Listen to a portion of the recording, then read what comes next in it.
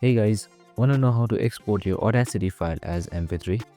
So in this video, I'm going to teach you how to do so in the easiest way.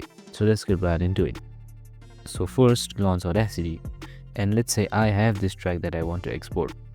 Now for that, go to Files, and then go to Export Audio. Now select Export on your computer. Now here you are provided with various options. You can tweak the file name as well. Let's name it test. You can also change the folder, and here comes the format. This is the main part. Since we are doing with MP3, this should come to default as MP3, but it's something else. Click on it so the drop down menu appears, and from all of the menu select MP3 file, and that's it. You can also tweak settings like channels, that is mono, stereo, and others as well. So once you're done, just simply click export. This will export your track as an MP3 file. It's as easy as that.